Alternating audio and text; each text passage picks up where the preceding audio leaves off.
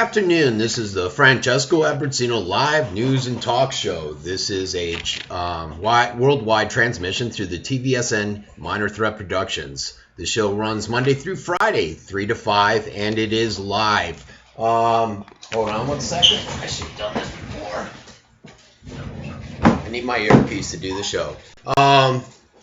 We are taking sponsors right now. If you are interested in sponsoring the program, just contact me at fabbruzzino at yahoo.com. And with the sponsorships, I have a variety of them. You can go to my Educate and Inspire Change page to check them out, or you can go to my Francesco Abbruzzino, the Francesco Abbruzzino Show, and check it out there. Got a wide variety of stuff today, and hopefully I'll get my earplugs undone in time, and there we go. Okay, so as usual, I'm going to start it out with the inspirational video. This one's not as long as the other ones tend to be, so let's go ahead and take a listen to it.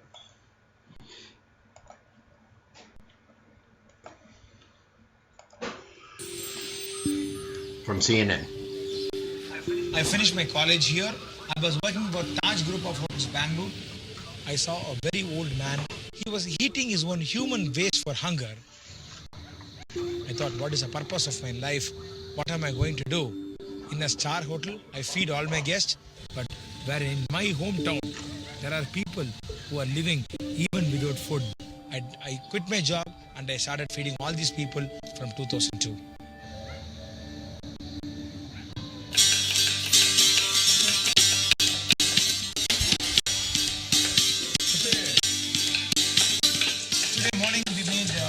Pongal and sambar. Ven pongal is a blend of rice and dal with a lot of spices. Ven pongal and sambar was being made for the breakfast, and for lunch we made tomato rice and sabji. We fed the homeless, mentally ill, destitute, and the old people who have been left uncared of the society. People are suffering for food. They don't have food to eat. If you don't give them food to eat, they will die out of human hunger.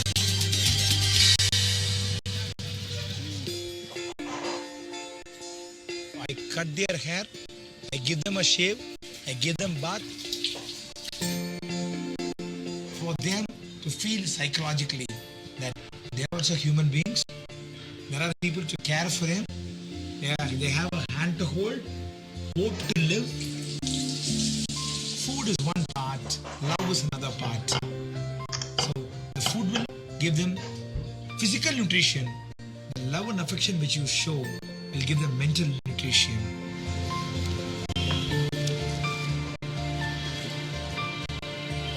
Being a Brahmin community and an Orthodox family, there were a lot of objections. Brahmins are not supposed to touch these people, clean these people, hug these people, feed these people. Everybody has got 5.5 liters of blood. I am just a human being. For me, everybody are same. There are thousands and thousands and lakhs of people suffering. What is the ultimate purpose of life? Is to give. Start giving. See the joy of giving. Okay, how great was that guy? I'm not even going to try to pronounce his name, but that was a pretty inspiring video of an individual that's going out of his way to help a lot of individuals within his community in India.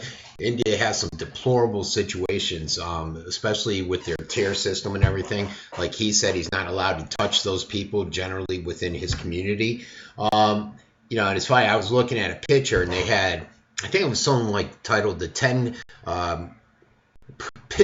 postcard pictures of 10 cities. I forget the exact subject line or title line. And basically it would show these monuments out there, and then it would back away and show you what it looked in the surrounding area. And Taj Mahal was on there, and it's pretty picturesque. You got the postcard picture right there. They backed away, and it's just scum all around there, and it was horrible. But And I do. I have with my company. I have an office located out of India, and I know it's a pretty rough situation there with their class system and all that stuff. So hopefully that inspired you to get out and try to help others and to give back to the community. I try to sometimes, I try to do it a lot, and I think within my local community, I'm known for it here. The problem I run into a lot of times is sometimes you just stop and you feel like it's not appreciated. But then you pick back up and you keep going because it's just a humanistic thing where people maybe say something and they didn't mean it that way.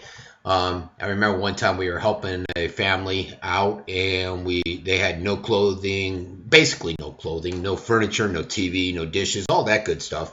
The essentials that many of us take for granted. And the individuals started complaining about one of the items, saying it wasn't what she wanted it this way. And you could just, you grab your head and you're like, oh my God, really? At least you got something. But you carry on. Sometimes it's discouraging, but deep down you're doing the right thing and you're helping out a lot of people within the community, and that karma train's going to come around your way soon. So, inspiration. There's your inspiration on the Educate, Inspire, and Change Show with Francesco Abbruzzino. The call-in number is 941-584-4874 if you want to talk about any of these issues. We're on the Eighth Amendment. If you're new to the show, I've been covering the amendments. I feel like the government's taken away a lot of our freedoms, our constitutional freedoms, and they're taking advantage of us at every level. So I've been going through so that my listeners will be a little bit ahead of the game, making sure they understand all their rights, their Bill of Rights under the Constitution. Today we're on the Eighth Amendment, and that's basically the United States Constitution as part of the United States Bill of Rights, ratified on December 15th, 1791, prohibiting the federal government from imposing excessive bail, excessive fines, cruel and unusual punishment, including torture. And as we all know, that's been hotly debated lately with some of the torture techniques. For example, Al-Qaeda, they put them out in Cuba at the base there, and they said, look, it's not in the United States. They're not United States citizens. So there's a lot of times where our government will try to skirt around it, and many other governments do the same thing. Some are a bit more obvious and say, hey, we don't care. We're blatant. We're going to go out and this is the way we run our show in our country. But we have the Constitution that's there to protect us and our rights. And hopefully, you don't see too many issues with this. Mostly with the torture thing you see with a lot of these terrorist issues that are out there. Now, we're going into minimum wage. Minimum wage. No, we're not going to do minimum wage. This thing's off. Okay, it's another thing that I added in there, and I forgot to update my sheet. I'm sorry. This is on something I printed yesterday I wanted to play, and it's in regards to a principal who instructed her students to speak Spanish, and she ran into some problems. It says principal who told kids not to speak Spanish will lose their jobs. So here you go. Let's listen to the video first, and then we'll discuss it.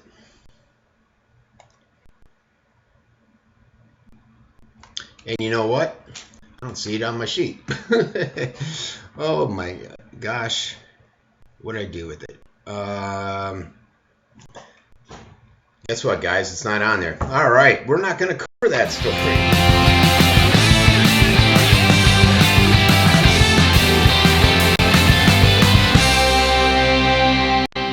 Sorry about that. Okay, sorry guys, it's not on there. A technical error on my behalf. Like I tell everybody, and I do all the technical, all the research, and the hosting, so I'm a one-man show. Sometimes it doesn't flow as smoothly as I would like it to, such as what just happened. So I don't have the video link. I'm not sure what happened to it. It should have been on that sheet. So let's go into the I'll try to cover it a little bit. When you start banning the aspects of ethnicity and cultural identity, it sends the message that a child is not wanted. We don't want your color, etc. Such fast growth is pervasive in Texas, said a professor. When you look at the issue related to education in Texas, to a great extent, you're looking at the education of Hispanic children. Civil rights advocates say Lacey suspension may have set off a campaign to intimidate Hispanics, including the district superintendent.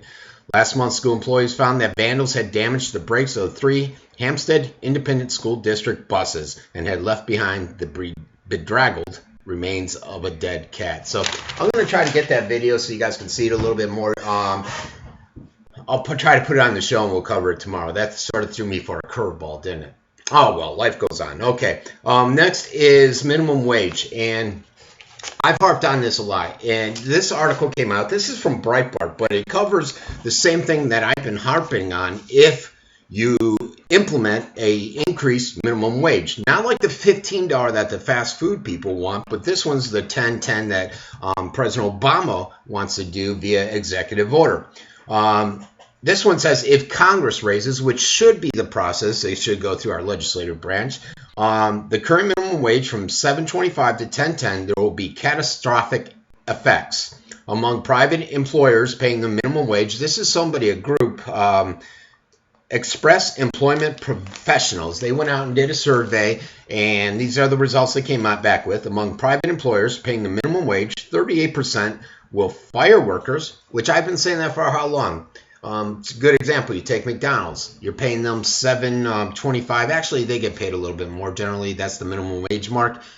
You increase that. Well, guess what? They're barely squeaking by with the margins that they have now. So they're either, if they have to increase their minimum wage, they're probably not going to carry as many employees. Hence the firings. I've stated that over and over. 54% will reduce the number of employees they hire. Obviously. You don't want as many hire. If you used to carry 20 employees, now you may only carry 15 because the increased costs associated with having the employees. The other issue was 65% will raise the prices on goods and services they provide. I've been saying that all along too. You gotta count for the expenses somewhere, right? So that hamburger at McDonald's that used to be $1 is going to skyrocket up to $5 or $4, and you're going to see an inflation across the board. I'm going to cover it in a second. We're already seeing food inflation at a severe level. I think it's 3.5%, and we're seeing a lot of commodities that are being increased. They're due to the dryness, due to economic situations, and a variety of issues that are out there. But you will see an increase like this because you got to cover that expense. I saw that coming. Maybe it's because I'm a business owner. I don't know. I think it's pretty upfront. Now, the unions want it. The president wants it. All these Democrats want it. Why? Because the president wants it because it looks like he's doing something for the common folk. Hey, I'm out here working for you like I did with Obamacare. Well, we all learned that Obamacare is blowing up back in our faces, and it's hurting the common folk. They're losing jobs. It's costing them more in premiums and a lot of other stuff. So it's not all that it was cut out to be.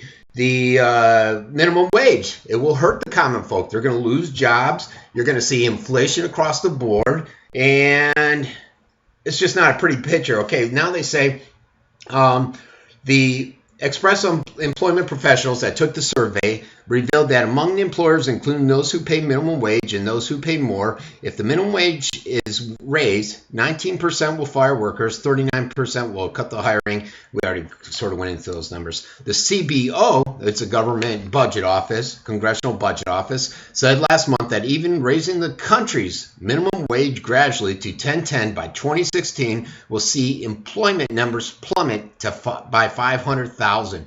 So that's it's an independent agency. They're not supposed to have any left or right leaning. They're supposed to just look at the numbers and say, this is what they are. And they came out and they're basically saying, hey, look, you could do this and you could do it gradually. But guess what? You're going to cut a lot of jobs out of the system. So a lot of people like it. You know, like I said, Obama's pushing it because he'll get the votes and the Democrats will get the votes. The unions like it because their salaries, their negotiated salaries are generally tied to that minimum wage. Not unlike Obamacare is tied to a lot of the medical fees are tied to Medicare. You adjust that, you impact those fees. With this, you increase the minimum wage, you give them more flexibility on increasing their wages for the union workers. Which transition us into FOIA. Now, okay, I should have transitioned into Obamacare with the way I was just talking about that, but we're going to cover FOIA. What's FOIA? Freedom of Information Act.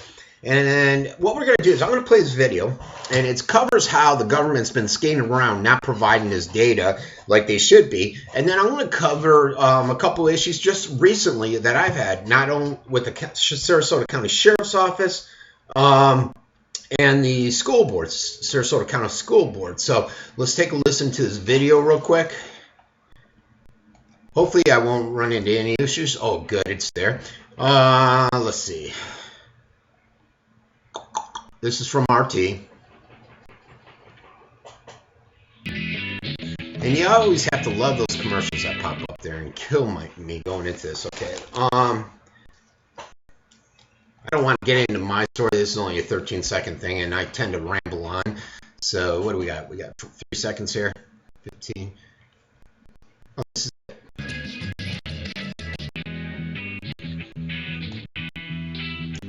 The way to make government responsible is to hold it accountable. And the way to make government accountable is to make it transparent. That's what President Obama said back in 2009 when he took office. And that is a load of crap. Because it just came out in an investigation by the Associated Press that Obama is pretty much the most secretive president in American history, with 2013 being his worst year yet. His administration denied more requests for information than ever. But here's the thing. That could be because they got more requests for information than ever, too.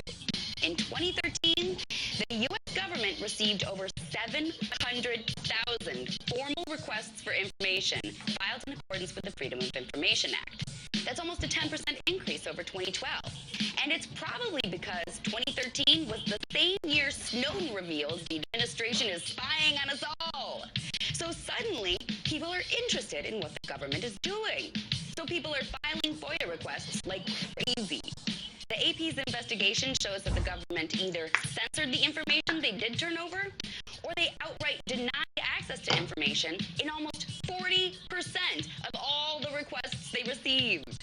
So denying or censoring almost 40% of information requests is hardly transparency, Mr. President. That's bad enough. But then the White House goes on record to say that the figures actually demonstrate the government agencies are actually, quote, responding to the president's call for greater transparency.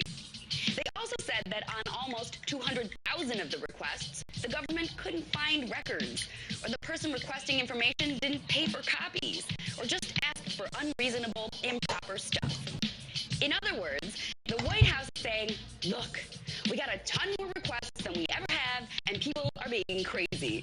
And sometimes those requests take years and miles of paperwork to fill. So they think they're doing their best to keep up with all the sudden interest from people. And in fact, the government did spend a record $420 million answering or figuring out how not to answer requests last year. You can parse the AP's data 1,000 different ways, but what's really going on is this. More and more people are requesting information about what the hell the government is doing. And that fact makes the people's growing anger and distrust with the government extremely transparent. Tonight, let's talk about that by following me on Twitter at... And I tell you what, I have to agree with her. The distrust is there. Let me just cover mine on a couple FOIAs I did. And I do FOIAs a lot more because generally you put it in and they're subject to get you the information. Not sure why they don't always do it, especially with me being a local press person here. You would think they'd get the information to me because of the following I have. It's pretty wide. Some would say it's better and larger than a lot of the news and radio stations, or radio, news, and papers.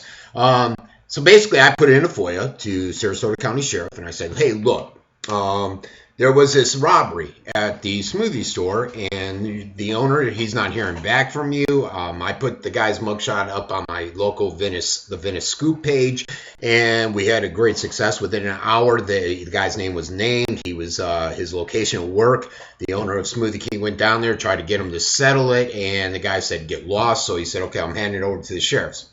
They had not heard anything after a week, so I said, well, let me do a FOIA, and I'll just ask Wendy, who's the media person that handles media there.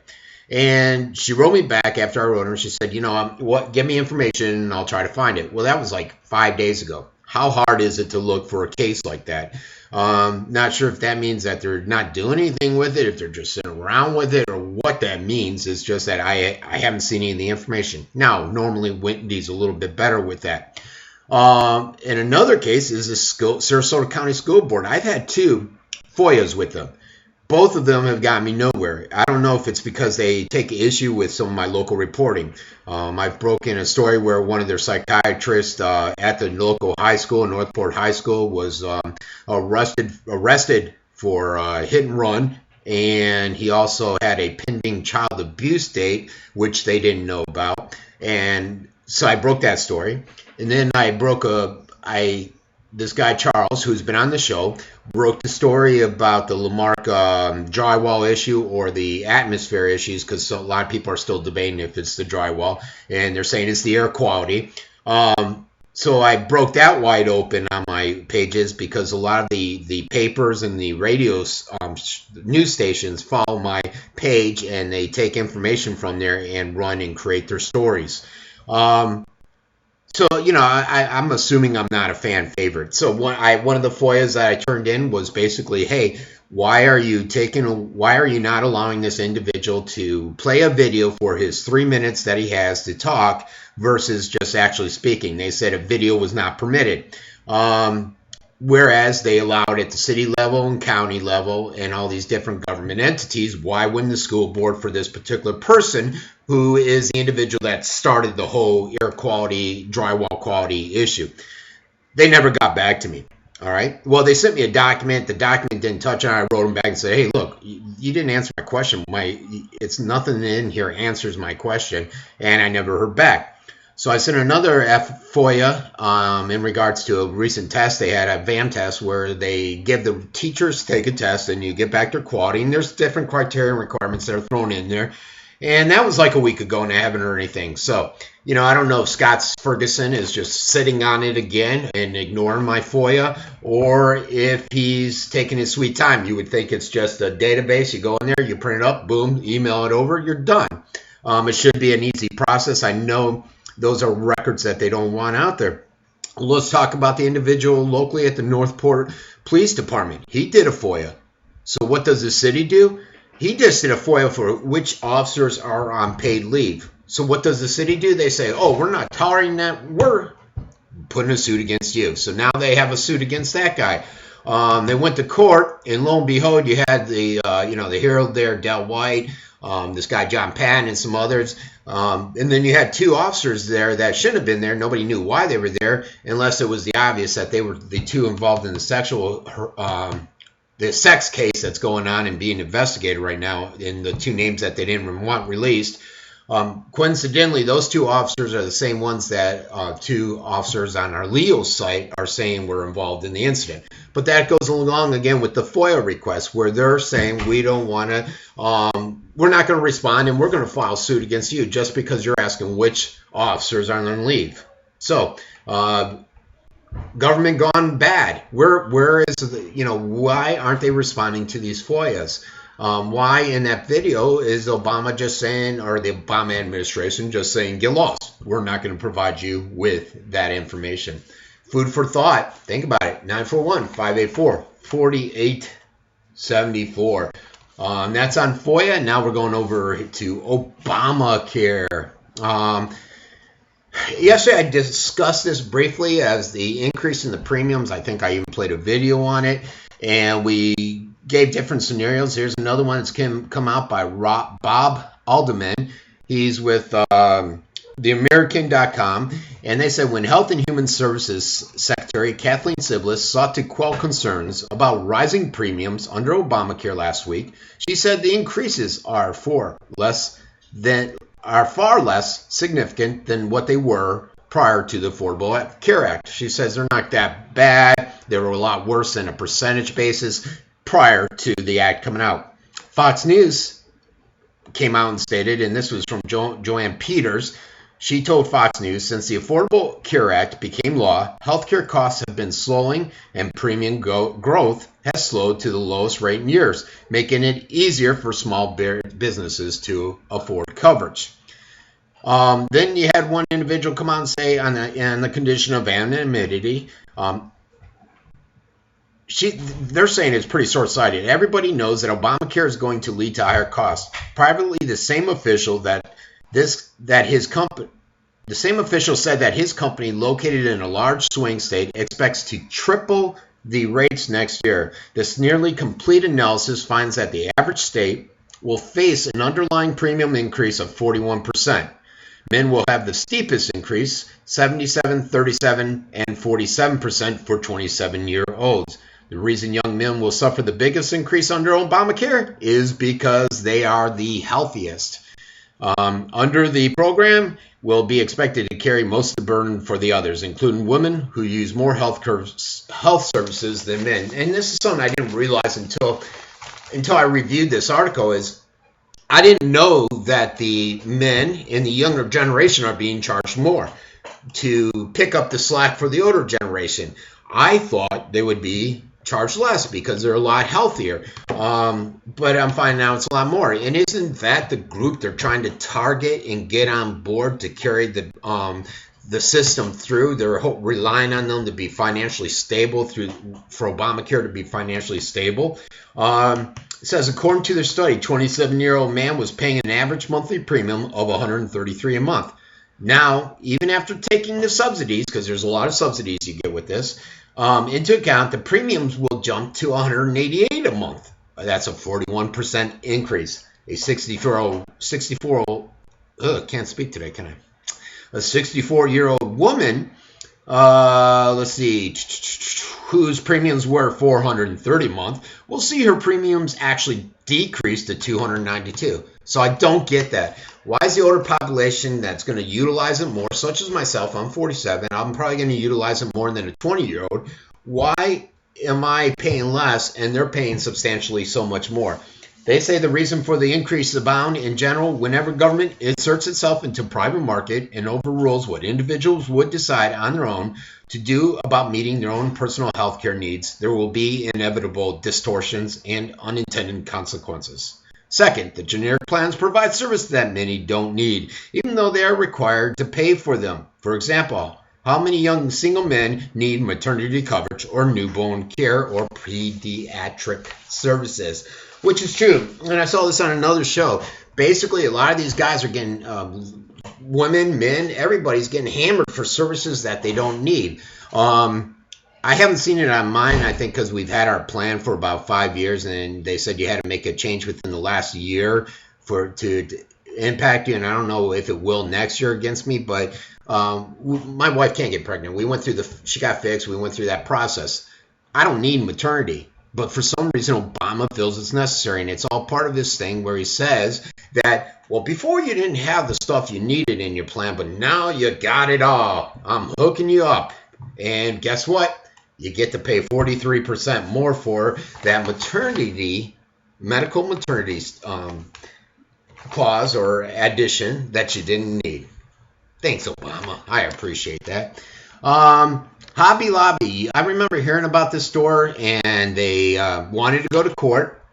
Let me see, tracking and remove. Okay, yeah, they wanted to go to court because they didn't want to have to pay for stuff based upon their religion.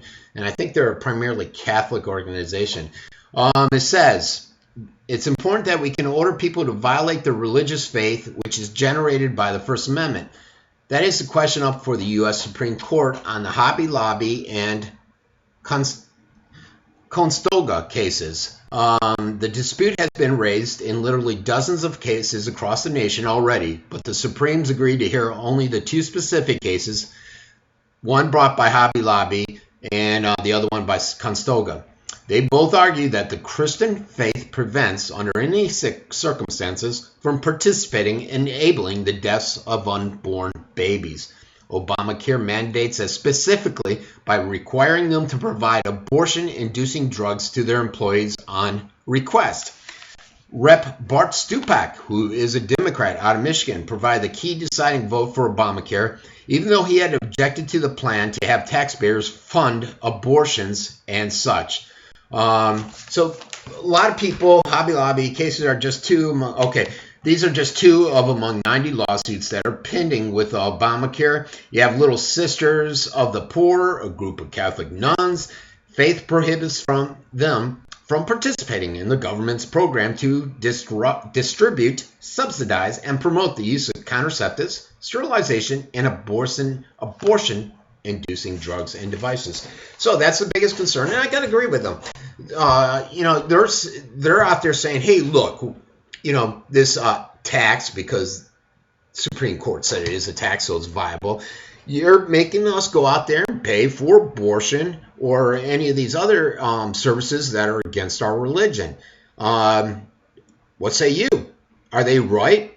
Should the government mandate that they cover issues that are against their religious faith? I don't know. I say no, but what say you, America? 941-584-4874. We're going to go into this next one. This is an interesting video, and I think I saw it locally on WBB, what was it? On my local station, I don't even remember. Josh Tyler works for him. WWSB. I think I saw it this morning. I couldn't really find it out there, but I found it on Alex Jones. It's something that's gone on a lot of media, but it's basically where an individual is being tracked in every segment of her house, from when she sleeps to when she opens the fridge. And the thought is this what Obamacare is bringing to us, where they're out there invading our privacy, micromanaging us, and saying, look, we need all these devices here, or we're not going to cover you. So let's take a look at that video real quick.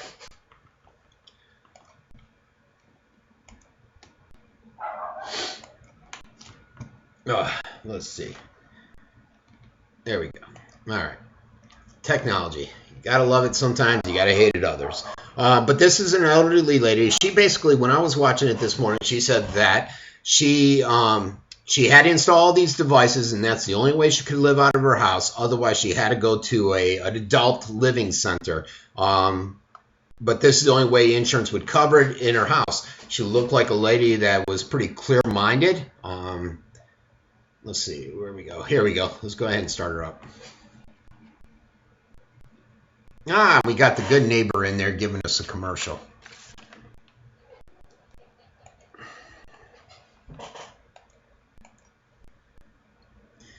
And we're having internet problems. Okay, this is great. So let me go to this screen here, folks, so I can talk a little bit through it and see if we can get it going. All right, let me just refresh it.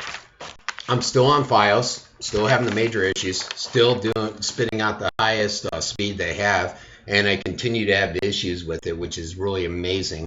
They're supposed to be one of the best, and you test it. There's devices out there, programs out there that you can test it and see what your actual speed is. I'm supposed to get 50 megs, and I'm normally getting about 35.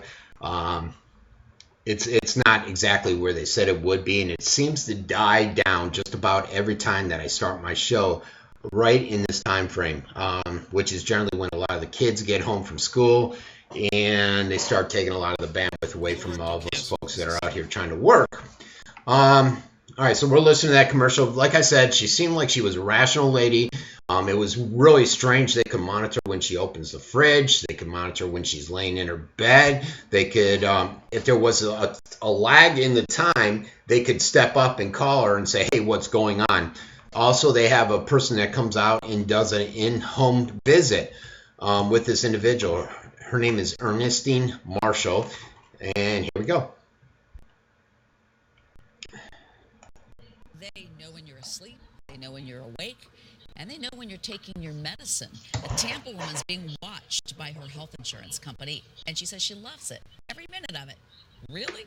Well, Evan Axelbank is here to explain. Evan? Yes, really, Cynthia. There are 10 sensors in the woman's home that let her insurance company know how she's doing. This is all part of an emerging technology called telemedicine, which is a way to get some kinds of medical care without seeing a doctor or nurse in person.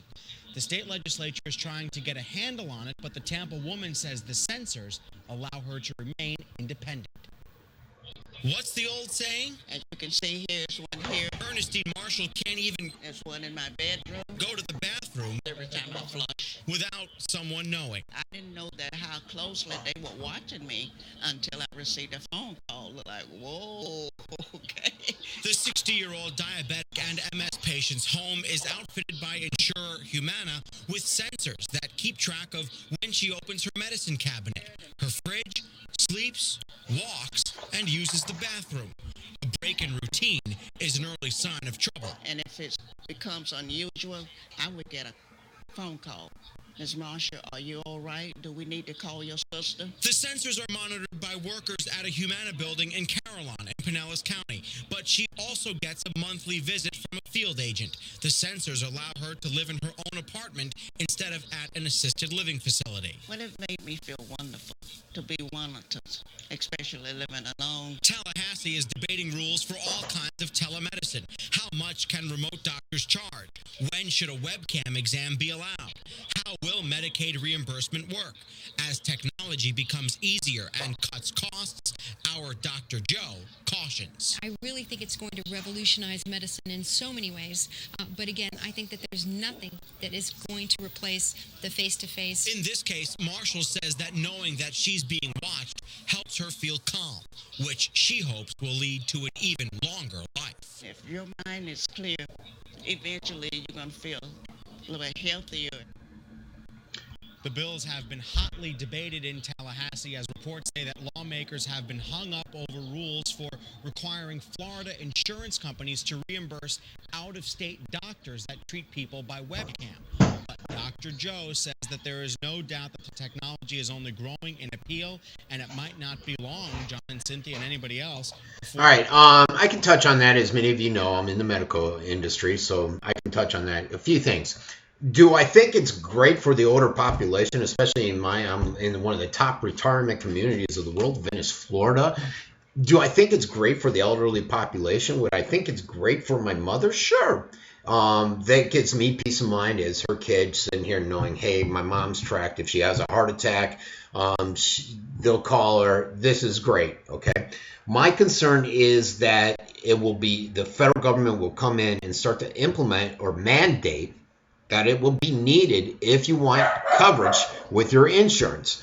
As a young individual, myself, I'm pretty healthy. I'm in the gym 2 hours a day. I don't have any health issues. I don't feel it's necessary to put up monitors all over my house.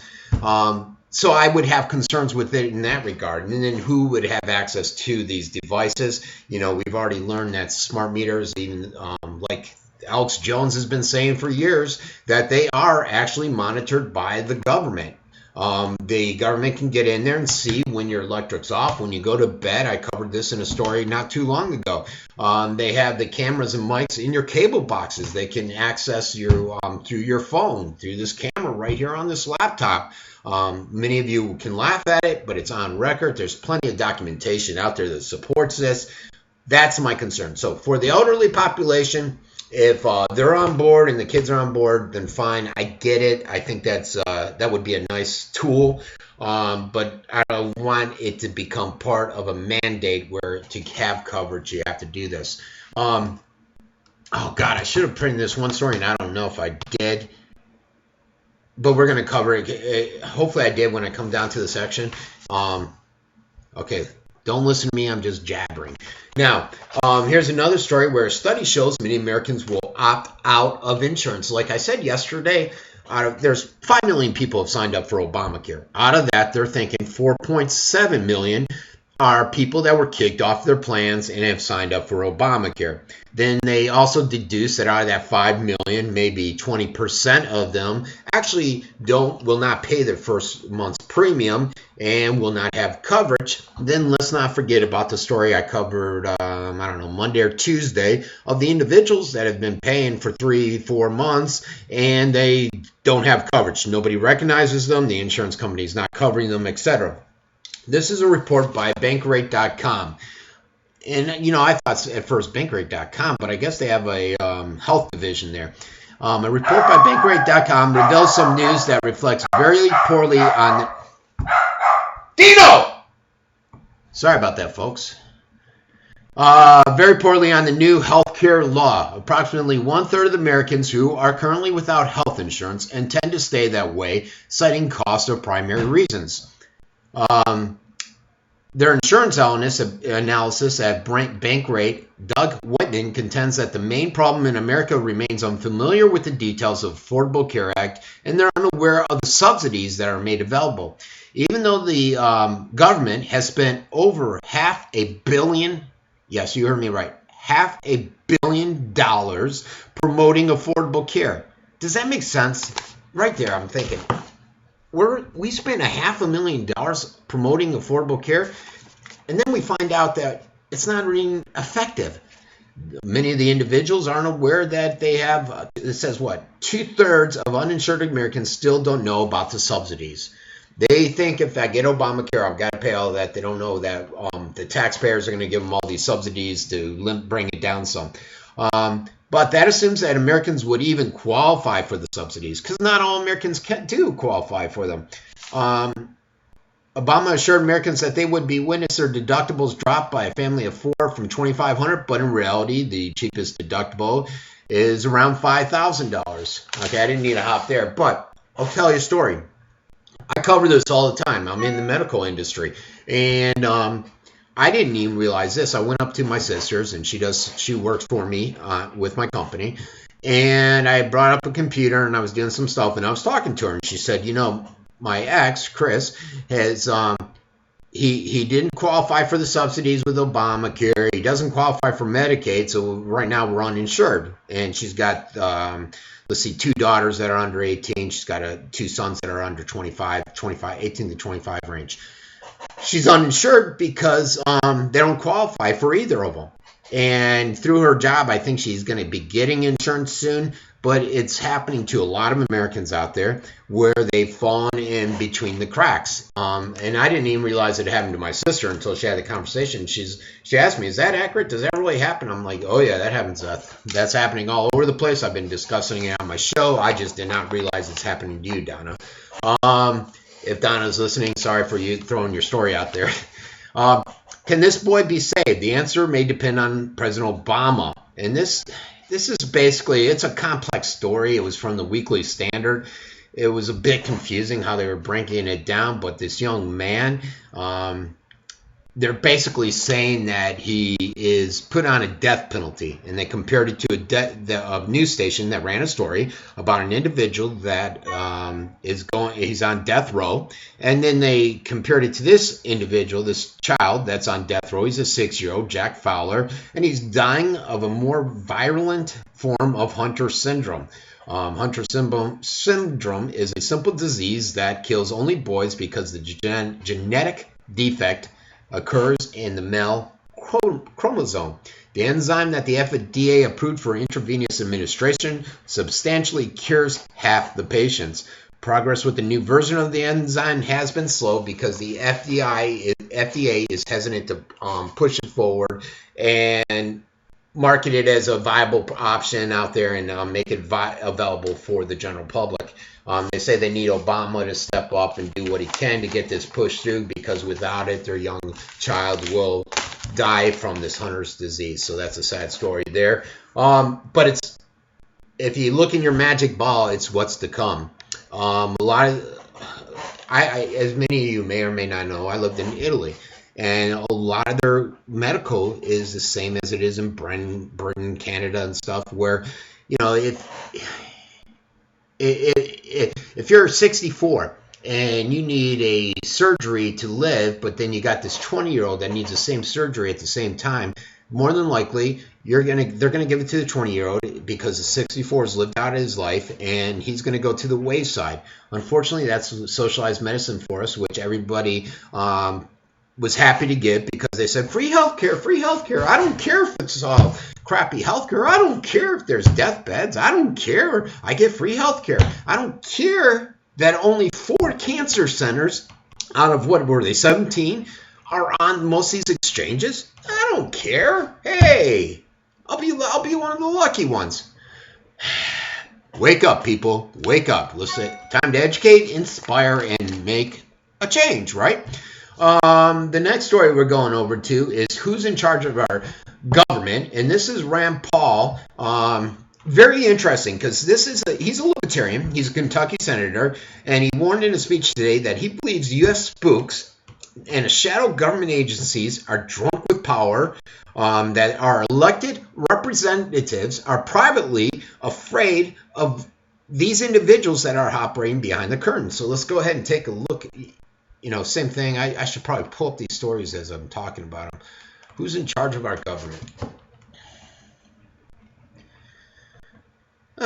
He warns of a dystopian nightmare coming true. And this story was written by Steve Watson. We're obviously not listening to all 40 minutes because that would be crazy. But let's see what we can get out of it. Okay. Good afternoon, and welcome to this session of the Berkeley Forum. We are delighted to be organizing this event in collaboration with the Berkeley College Republicans. The Berkeley Forum is a nonpartisan, student-run organization that organizes the... Let's get it moved ahead a little bit. Great to be here at Berkeley. Thank you. Thank you to the Berkeley Forum for inviting me. Now, you may be a Republican, or a Democrat, or a Libertarian. I'm not here to tell you what to be. I am here to tell you, though, that your rights, especially your right to privacy, is under assault. I'm here to tell you that if you own a cell phone, you're under surveillance. I'm here to tell you that the NSA believes that equal protection means that Americans should be spied upon equally, including Congress. Instead of equal protection to them, it's equal disdain.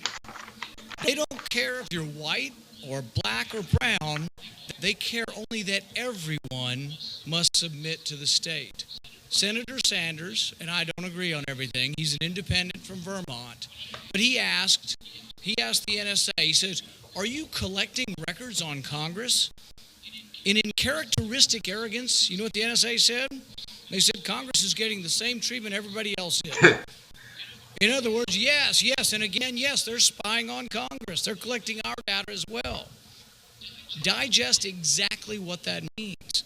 If Congress is spied upon without their permission, who exactly is in charge of your government? Last week, we learned something new. Your senators in the middle of this. We learned that the CIA is illegally searching the computers of the Senate Intelligence Committee. They're the ones supposed to be overseeing the CIA. I don't know about you, but that worries me. If the CIA is spying on Congress, who exactly can or will stop them? I look into the eyes of senators and I think I see real fear. Maybe it's just my imagination, but I think I perceive fear of an intelligence community that's drunk with power, unrepentant, and uninclined to relinquish power. I'm honestly worried and concerned about who is truly in charge of our government. Now, most of you have read the dystopian nightmares, the dystopian novels, and maybe you're like me, you say, that could never happen in America. And yet, if you have a cell phone, you are under surveillance. Last week, a new revelation came out. The NSA uses an automated system called Turbine.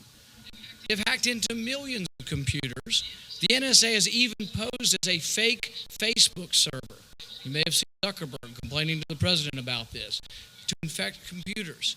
If you have a computer, you may well be under surveillance. Who knows? They won't tell you. Your government collects information from every one of your phone calls. That's what they're maintaining. Remember the warrant that Snowden revealed? Every phone call from Verizon was on the list. Your government stores your email so it can access it without a warrant. Your government claims the right to look at your every purchase online. Your government actually claims that none of your digital records are protected by the Fourth Amendment. Listen very carefully to that. They say they'll protect them, but they say none of your records are protected by the Fourth Amendment. Like I said, we're not going to listen to the full 40 minutes, but we listened to a key part there. Now, you guys might think, is this guy a quack? Is this guy a conspiracy person? No, he's not. This individual is a libertarian Senator Rand Paul, Ron Paul's son. You have to know who Ron Paul is. He's ran for presidency. Additionally, Rand Paul, the individual that was just up there speaking, is one of the leading contenders for the Republican presidential ticket. So this is someone that knows what he's talking about. He's someone that's involved in the government. His father's been around forever. Ron Paul, you had to hear of him. So when he speaks, you got to think that he's speaking with knowledge, that he's coming forth and giving us information that has been put out there. I put it out there. Everybody's put it out there, but not everybody's believing it. And why? Why, people? Why aren't you believing it? Why aren't you believing that they can take this iPhone 5S and spy on you?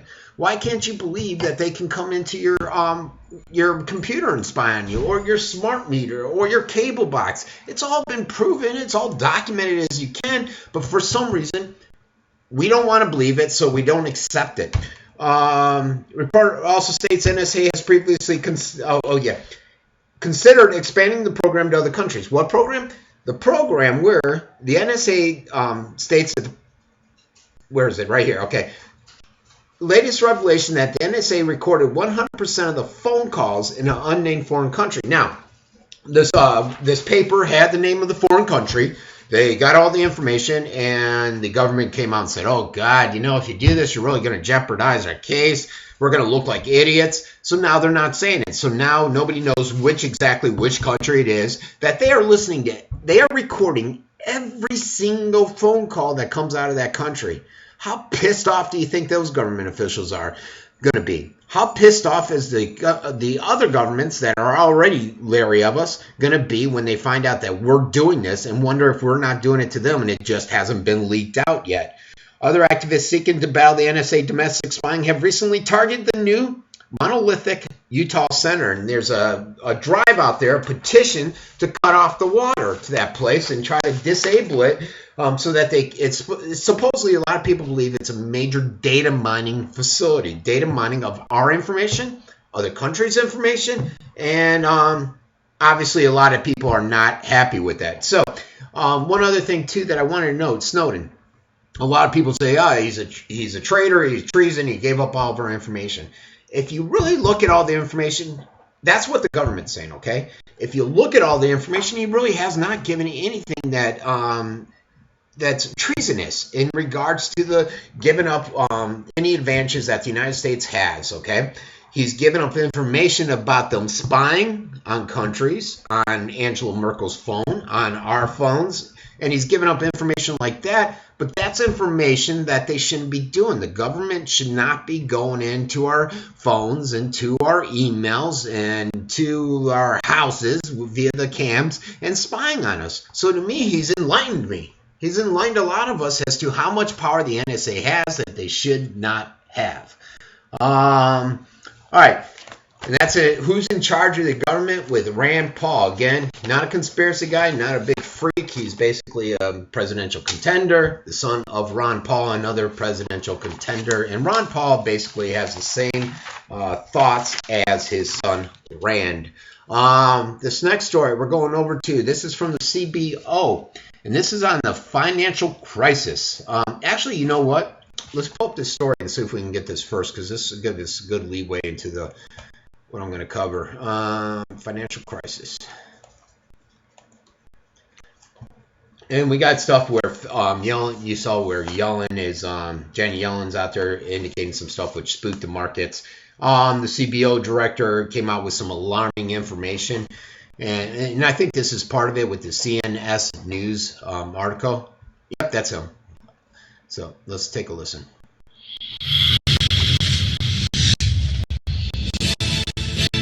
This is the CBO director. The fundamental fiscal challenges. It's a nonpartisan organization. Remain. The fundamental fiscal challenges come from growth in spending for Social Security and the major healthcare programs. The government as a whole is not getting bigger relative to the size of the economy. Under current law, our projections under current law, all federal spending, apart from that for Social Security and the major healthcare programs, will be a smaller share of GDP by 2020 than at any point in at least 70 years. But Social Security and the major healthcare programs will be much more expensive relative to GDP than they've been on average in the past. I know some of this may be over your heads. And that is coming from the aging of the population. Simplify There'll be a third more people receiving Social Security and Medicare benefits a decade from now than there are today. It's coming partly from rising costs of health care per person. Not as rapid an increase in the past half dozen years as before that, but still rapid enough to push up health care spending. And third, it's coming from an expansion of federal programs to subsidize health insurance for lower-income Americans. And with those three factors at work, that just a handful, but a very large programs, is becoming much more expensive. So we have a choice as a society to either scale back those programs relative to what is promised under current law, or to raise tax revenue to above its historical average to pay for the expansion of those programs, or to cut back on all other spending even more sharply than we already are, even more sharply than this lowest point as a share of GDP in 70 years. And we haven't actually decided as a society. We have not what we're going to do. But some combination of those three choices will be needed. And that's, we continue to do work. We presented to the Congress a very thick volume of options for reducing budget deficits last fall. There are a lot of possible ways to proceed, but they tend to be unpleasant in one way or another. And all right, so there you go. He is the CBO director, which is a nonpartisan organization that basically figures out the budgets for the government.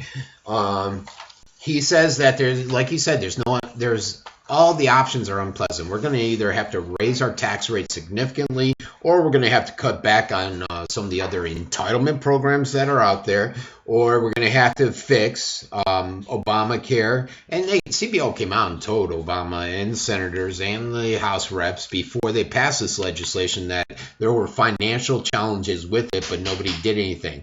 And Medicaid and Social Security. Problem with Social Security, a lot of you may say, oh, I paid into it, the money's there, it's mine. Well, that money basically was given to the government, and they spent it on other programs, and now money is slowly disappearing, and it may not be there for us like it was meant to be. Fed Chair Janet Yellen, she's new to the Fed chair, took over, less than a month ago, I think. She indicates higher interest rates are ahead. U.S. economy is expanding about 3% despite harsh weather. Hiring and wage growth are faster than expected, causing unemployment to fall more than expected. That's debatable. I'll leave it at that. Because of better than expected economic performance, the Fed will reduce its monthly purchasing of bonds in $10 million. That means they're basically tightening up their belt with the printing of the money and the bonds. The market responded by pushing up interest rates, and the value of the dollar went up, whereas bonds and the gold prices went down. Like I said, Fed has begun to tighten up interest rates to curb any outbreak of inflation, which we're starting to see. And it's always funny, everyone's out there, the guy that just left, Bernanke, Fed chairman, he was saying, there's no inflation, and that's their main job at the Federal Reserve, to keep it in check. Yet, I would go to the grocery store and see the price of my food just increasing one after another exponentially. But they would sit there and claim there's no inflation, and they would continue to print a ton of money, a ton of dollars, and which is eventually it's causing a multitude of bubbles out there that we will fill in a financial crisis soon. And basically a lot of the governments out there, other governments, are not too happy with the overall printing of all that cash flow. Now, the next story, this is an radiation horror, and this is on a Navy family, and I'm going to play the video, and I'll talk as I'm pulling it up. Many of you may or may not know when the Fukushima went 3 years ago. I think it was about 3 years ago. We had some Navy sailors out there. It was back in 2011. And there was more than 50 U.S. sailors. Okay, let's see what happens. We're joined by Paul Garner, the attorney, and Lieutenant Steve Simmons from the Navy. Gentlemen, you've got the floor. Tell us what you witnessed when you were there, Lieutenant Simmons, and what's unfolded now, and what's happened to the at least 71 sailors, many of them in their 20s, reporting radiation sickness, filing suit against Tokyo Electric. Tell us what's going on. Well, the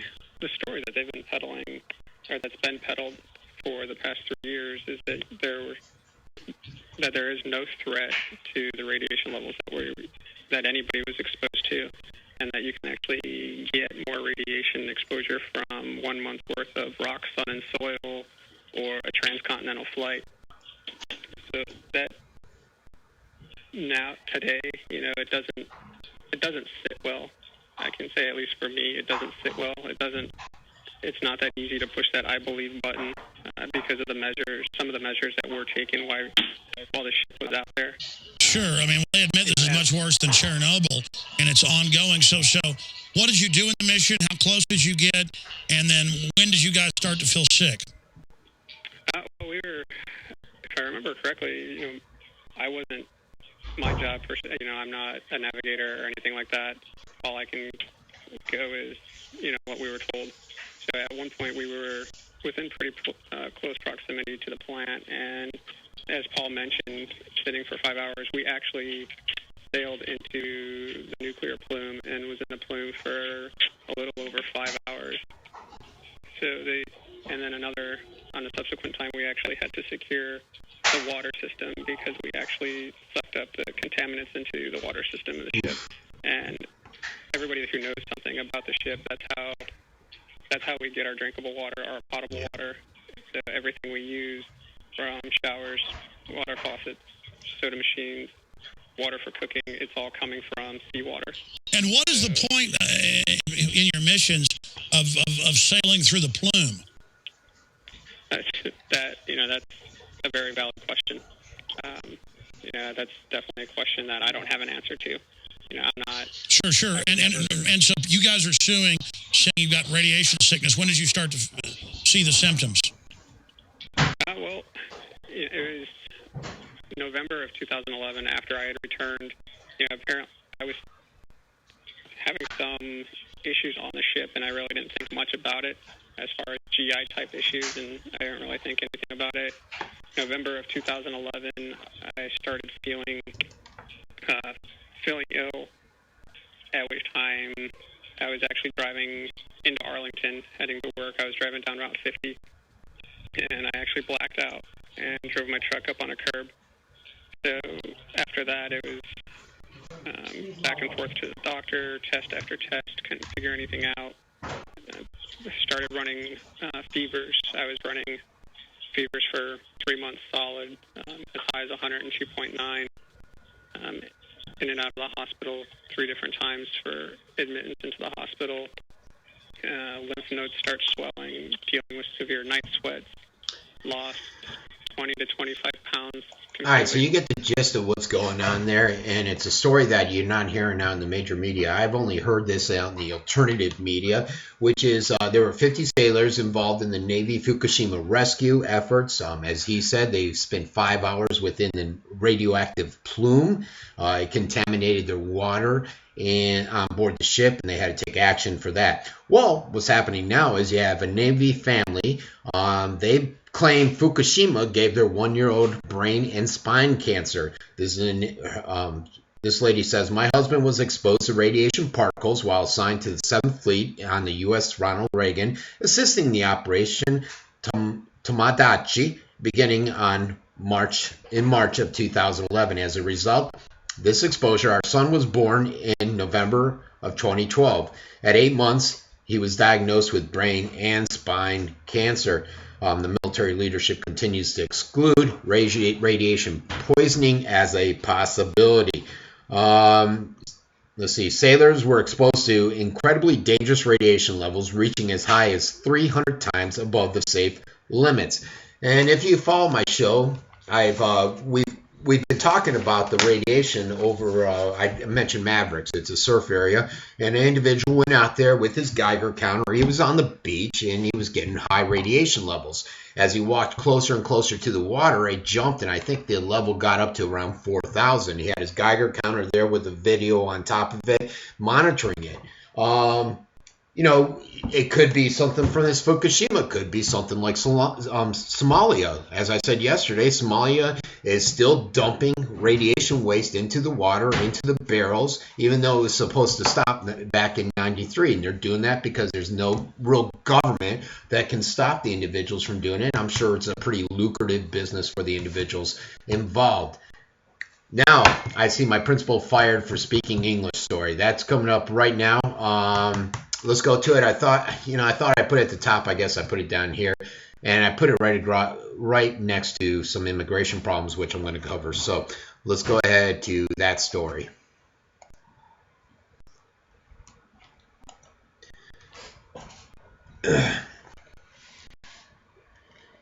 Hopefully this will pull up rather quickly because I've already discussed it probably as much as I can. This is Homes. Really? Okay, we don't want the advertisement. Let's see here. This is basically Homestead Middle School principal Amy Lacey was placed on paid administrative leave in December after reportedly announcing via the intercom that students were not to speak Spanish on the school campus. The Hispanic population of the rural area got pretty upset. This is about 50 miles northwest of Houston. And is this AT&T? Commercial is now done, so let's take a listen. Language controversy at Hempstead Middle School costs a principal her job. Back in November, Principal Amy Lacey told kids over the intercom they could no longer speak Spanish in class. A number of students thought the announcement was no bueno. Was the principal's announcement a hall pass for other teachers and students to discriminate? Those concerns got the attention of Hempstead Independent School District officials, and Lacey was placed on administrative leave. Now, more than 4 months later, Hempstead ISD has decided not to renew Lacey's contract, which expires at the end of the year. I don't think it's totally fair, but then again, that's something that she took on her own to do. They speak Spanish, and that's how they communicate with each other. They speak Spanish. I don't think it's really fair that they fired her or not renewed her contract behind something so trivial.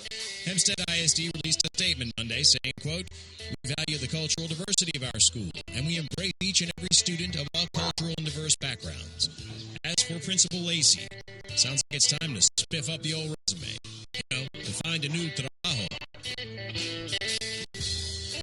All right, there you go. I guess you don't want to tell kids not to speak Spanish. I personally don't know why she would have said that. My dad's an immigrant from Italy. Before he passed away a couple of years ago, he barely spoke any English. That's, of course, because he moved back to Italy. My two sisters are American citizens, and they barely speak any English. One's real broken, the other one not at all. Of course, my sisters over here speak fluent English, and we're all American U.S. citizens, of course. Here's another situation. This happened now. There was a situation in Northport, which is down the road from me, and they busted an individual that for the past 5 years has been taking Cubans into their house, storing them there, and then they would bring them down to Miami and basically do a mock landing out to sea so that they could get their stay here in the United States, because there's a law basically if you can beach onto the land, you make it to land, you get to stay here and we won't ship you back. And then you have this more than 100 people found in another suspected stash house. And this is a story that just came out today. A phone call to police was a plea to help a family held by smugglers. This is in South Harris County, and they believe the women and children on Wednesday they found 110 people imprisoned in a packaged, rancid stash house. Can't speak today. Being extorted, the people that were trying to bring them over, the families were being extorted by these smugglers, and they were threatening to hurt their families in another country if they didn't come up with the money. Dozens flooded onto the fresh air and sunlight as they opened up the house. County records described it as a 1,284 square foot house that had, 110 people in it. So you can only imagine the conditions, how deplorable they were in there. Some of the occupants said they had been in the house a few days, others a couple of weeks. The smells and conditions were just awful. The people ranged from 5 to 47. The action comes the eve of hearing Tuesday's, no, we don't need to know that. But this brings up the issue that we've discussed before, and that's that whole amnesty thing. How can we propose an amnesty bill when you have so many illegals that are still coming in the U.S., be it through the Northport situation I explained or this situation here. You have so many illegals coming here, and there's no control at the border. Now, the government, the Obama, and everyone says, well, we'll control the borders. They've been saying that for years, and until they can show me that they will control the borders, then I might buy into it. Now, do you know how much cost is going to be associated with that? I can't even fathom the amount of money it'll cost to try to control those borders, to try to prevent these illegals from coming into the United States, getting amnesty, and continuing to reap the... They don't even need amnesty to take the benefits that we give them here in the United States. As I said yesterday, Obama saying we need to be kinder and gentler to the immigrants, which is amazing. I must say, too, during that video, I don't know if Scott Ferguson is listening to this, but he did send me the VAM teacher results for my area. So we'll be putting those out. There's a few documents I got to review. Probably won't be liked by too many teachers out there. Okay, so next thing we're going into is food pricing. And as I said, food is up 3.5%. And what sparked me wanting to discuss this is I was watching WTSP last night, and I saw this story, which I'm going to show you. I thought it was interesting, and I've heard about this issue a few times. You haven't really seen any newscasts out there, and I was hoping to see something. This one finally popped up, and I thought, you know what? Let's go ahead and play that. It seems like most people enjoy seeing the video, and that way they believe it versus hearing it from me for some oddball reason. Let's quiet this commercial. They say that when prices went up years ago, for me, the quality of vegetables deteriorated. This is an individual speaking that's writing the article, Nathan Levy, and he said basically the quality's gone down. Here we go. We have some bad news. The grocery bill is expected to skyrocket all year long. This is according Okay, what happened? to the Wall Street Journal. Now, we posted this on our WTSP 10 News Facebook page, and we quickly received nearly 100 comments. Joe writes, cannot afford beef other than hamburger. The milk is the next thing to go. This is getting out of hand for families to afford. And Sarah says, 2 words, farmer's market. I haven't bought meat, dairy, or produce from a grocery store in almost a year, and our grocery bills are so much lower. Forecasts believe that your bill will rise as much as 3.5%. Yeah, that really adds up over the course of a year. And as 10 News reporter Sarah Hagen explains, that's the biggest spike in 3 years. I was very motivated to start my business. Nathan Levy says he decided to grow his fruits and vegetables himself. And after 2 failed attempts, he now has this expanded, profitable organic garden. Really nice to be able to walk by and just pick one and eat it as you're walking along, and you know you're getting your vitamin C for the day right there. But garden or no garden, Levy and other shoppers will still get caught paying more for items that can't be grown in your backyard. I don't like it, but what can you do about it? The U.S. Bureau of Labor Statistics says 4 out of 6 major grocery stores have already seen increases. Over 7% for coffee, over 11% for wheat, over 7% for meat, like cattle. It's just not a big deal for us, unfortunately. The average American is going to have to skimp and buy cheaper things and stretch things further. And they're nice, bushy plants.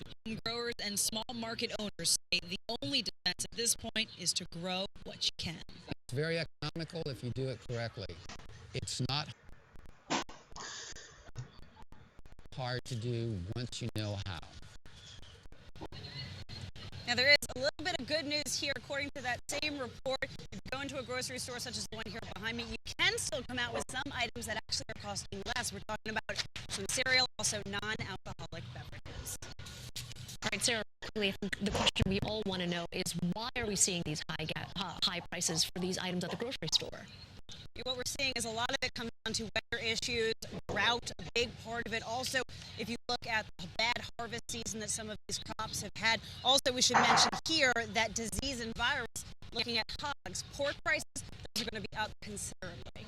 All right, Sarah Hagen, live for us in. Okay, so there you go. You're going to be seeing a food spike increase, which I've been actually seeing, and now they're coming out and saying that it's going to be more where they're actually acknowledging it. I think a lot of times they don't put that out because they don't want the people to get freaked out or crazy out there.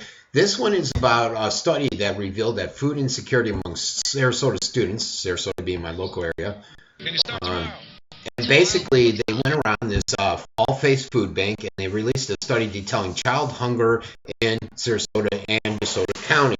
It was a comprehensive child hungry study. They obtained most of the information from going directly. A comprehensive study is out today detailing child hunger in Sarasota and DeSoto counties, and the results are alarming. More than 21,000 elementary to high school students in Sarasota County receive free or reduced lunches, and some say that they worry they don't know where their next meal will come from. ABC 7's Rebecca Vargas is joining us now with more. Rebecca. Thank you, Haley. The Suncoast-owned All Faiths Food Bank and Gulf Coast Community Foundation commissioned what they say is the most comprehensive child hunger study ever conducted. And it's unique to other studies in that they found most of their information by going directly to the source, the children. One might assume students would be anxious about getting a good grade on a test or fitting in with their peers. But in Sarasota and DeSoto County, many children worry where they will get their next meal. So just tell me, Miss Bailey, we don't have any food in our house. We don't have anything to eat, or I'm hungry. I didn't get dinner last night. We didn't have any food. 50% of students from elementary to high school in Sarasota County and over 80% in DeSoto County receive free or reduced lunch. We provide breakfast, lunch, and our after-school kids get dinner here as well. 16 Title I schools and over 3,600 students from elementary to high school age were surveyed in order to give the children a voice. And what they found, most children said they feared three things. Are you worried that there won't be enough money for food at home? Are you worried about the kind of food that you're eating? Have you ever not been able to eat because there wasn't enough food for you? All Faiths Food Bank says it's not just families below the poverty line facing food insecurity, but the economy is playing a part. We used to think it was just poverty. The biggest indicator now is unemployment. The study was done to raise awareness and urge the community to get involved. Empty your pantries, empty your shelves, donate food to the food bank before you go north. The highest hunger scores were among elementary students and upper high school students. You can find the full study results on our website. Just visit mysuncoast.com and look under the links we mentioned. And Rebecca, what happens when these students go home from school for the summer and there aren't those lunches there provided? Well, All Faiths, they're come together and they have said, we're going to beat it. We're going to beat the hunger during the summer. They're starting a campaign that starts April 1st. So they say they need the community involvement for that as well. Yeah, and All Faiths is really good here locally in trying to feed the poor and ensuring that you don't have any hunger out there. But they can't do everything. There's so many people that are in this same boat as the individuals they discussed in there. It's always sad when you hear about kids that go to school and they say, hey, I didn't eat dinner, or I don't know where our next meal is going to come from. And as you saw from that story, there's obviously a significant proportion of the population that are in that area. And a lot of times we just don't see it. They'll go to the school, you won't know about it. You just don't put one and one together. So as a community, if everybody come together, if you have extra bread, my wife did something, it made me think. I went out and I got a loaf of bread. It was buy the second one free. I didn't buy it because it spoils all the time. So the lady at the register said, hey, you get a second loaf free. And I said, okay. I didn't, didn't want to make her feel bad. So she went out and got it.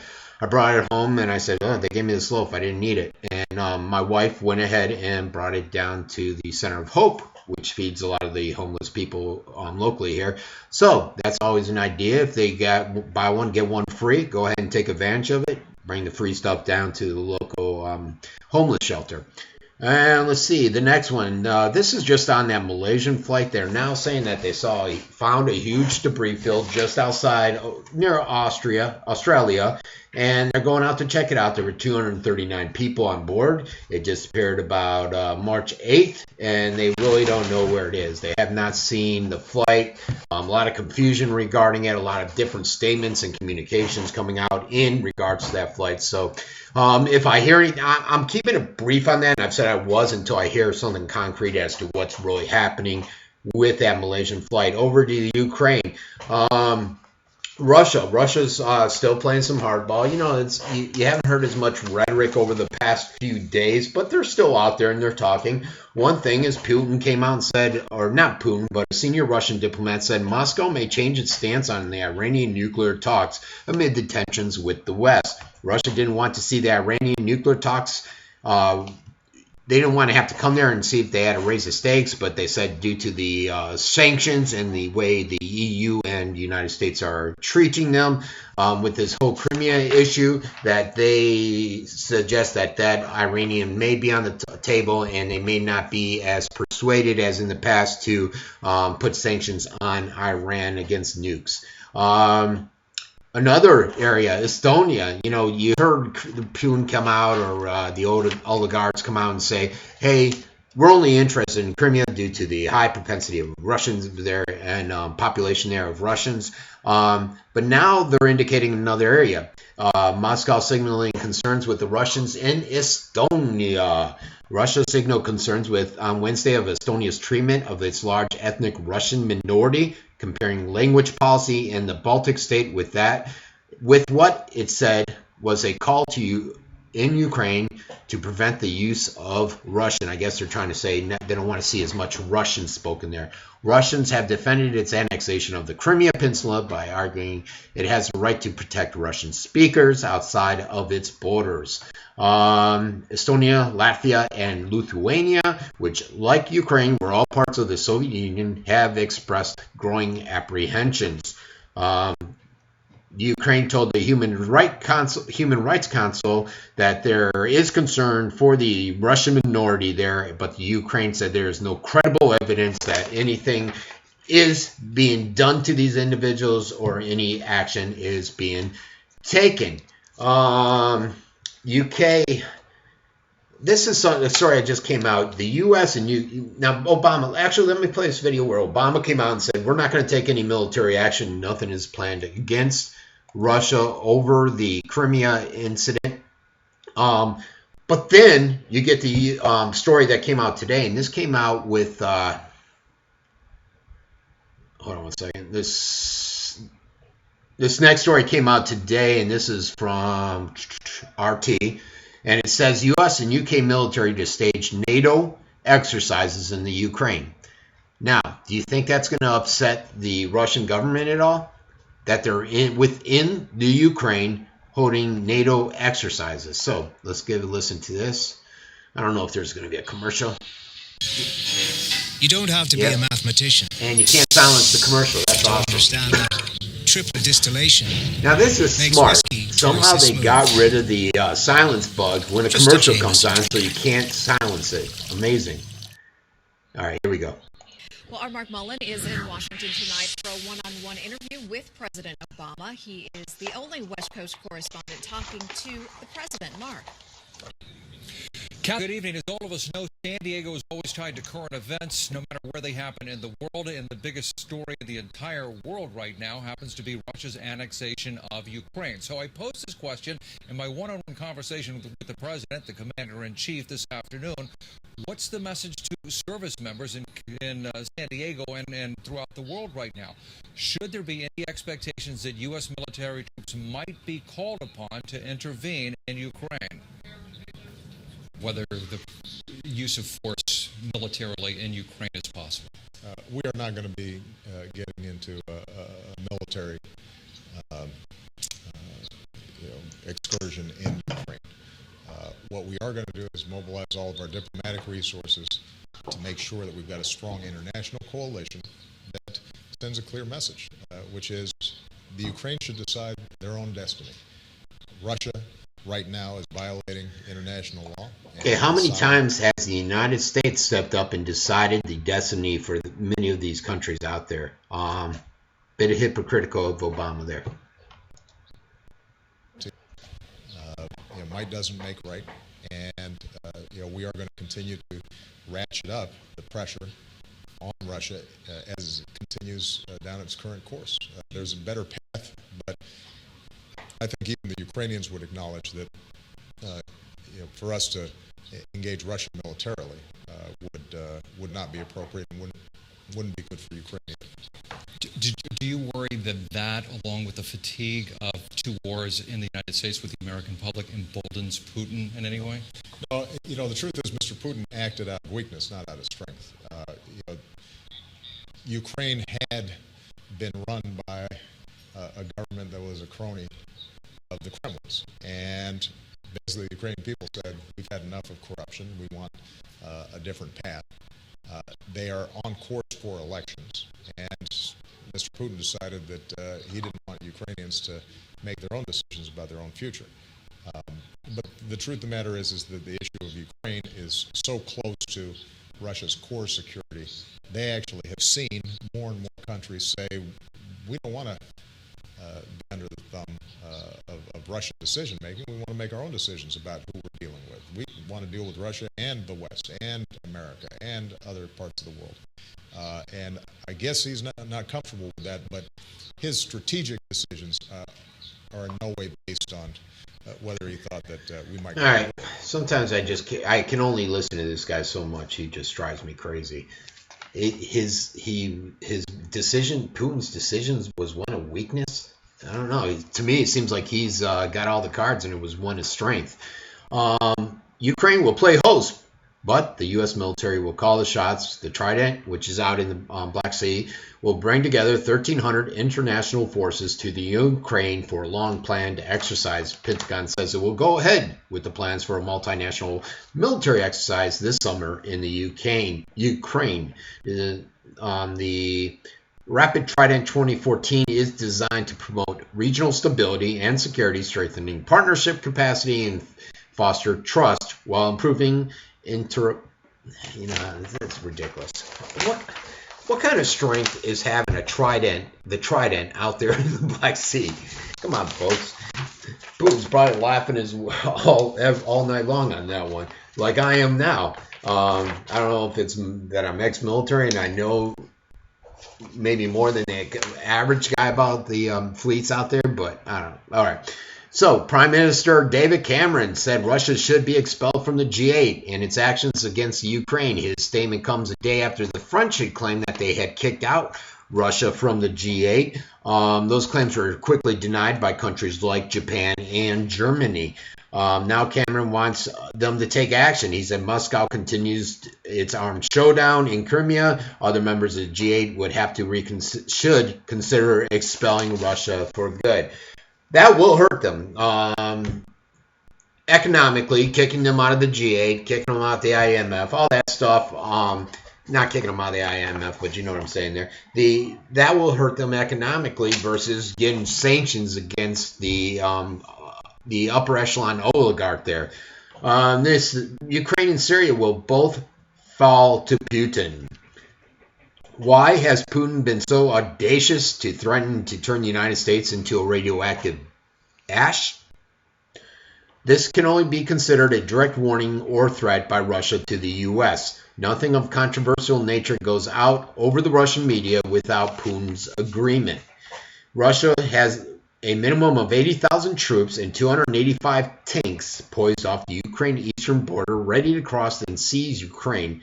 Meanwhile, Poland's mobilizing their forces, but the move is merely defensive. Nearby Belarus is hoping to get caught up in the Ukraine, and the Ukraine's called up for 40,000 reservists with a supplement 120,000-man army. Russia has the support of another 100,000 troops in the Crimea. Russian paratroopers can be deployed in 30 to 60 minutes after they take off from the Crimea, and the Ukraine has no defense for that. It just goes on and talks about Putin is taking a page out of the American playbook from 1962 with JFK. Putin has given the Americans a little more time to think about their course of action. He has contracted his blockade line, so to speak. He has extended Obama or whatever bankster is pulling his strings for 72 more hours to make a decision on how far, I think they meant to say, the Americans are willing to go to try, of course, Ukraine into joining the EU. And that's something Obama left out. They were in there pressuring. They dumped $5 trillion into these protesters who wanted to join the EU. Why? There's all kinds of political reasons, economical reasons. A lot of people have their different theories out there. They were caught on tape discussing the funneling of $5 trillion into the protesters, discussing the puppet government that they wanted to put in place. So why does Obama have a problem with Putin getting involved there in the Crimea? Yet he has no issue with the United States getting involved and inciting all this over in the Ukraine. Now we're going to Israel. Strikes on Syria. I didn't hear too much about this. Israel, let's see, it says Israel warplanes attacked Syrian military positions Wednesday in retaliation for a bombing the previous day, the most serious confrontation between two foes since the Syrian conflict erupted 3 years ago. One of its soldiers were killed, 7 were injured near the town of Quneitra, were struck on the Syrian side of the ceasefire line. Israel said the targets were an army training facility, military headquarters, and an artillery battery, and that the raids came in response to a bombing along the line on Tuesday that injured 4 of their soldiers. The attacks sent tensions soaring in the already strained area. Lieutenant Colonel Peter Lerner of the Israeli army said Israel did not know whether the Syrian army, its ally the Hezbollah, or rebels were shooting off the bombs. So that situation is tensing up. Israel has carried out numerous airstrikes against Syria over the past year. It is unusual for either party to acknowledge them like they did in this case. This is part of my global unrest segment if you haven't caught on to that. Next, Israel. They are budgeting, and these are just stories you don't hear about, but they're going to impact us. Believe it or not, if the Syrian conflict, we're in there feeding money to the protesters, if you want to call it not really protesters, the revolters, and it's actually not even revolters. They're from different parts of the Middle East. They're not even all Syrians. So, all right, Israel budgets $3 billion to strike Iran. This just came out today. This was, who put this out? This is RT again. 10 billion shekels devoted to the preparation of the war with Iran. Haaretz newspaper reports top Jerusalem officials recently said that Israel may strike Tehran's nuclear sites even without U.S. help. 3 parliamentarians who had been present at the joint committee meetings at the Knesset earlier this year. The sum is being spent on preparing for airstrike on Iran's nuclear facilities. It constitutes about 1/5 of their total military budget. The parliamentarians said they questioned the decision to maintain funding and view of Tehran's softening relations. So there are some people that are not in agreement with it. On Monday, Israel defense minister, as you guys probably remember, put out some harsh words about Obama, which I carried on this broadcast and we played out for you guys. Egypt, still having issues over there with some more global unrest.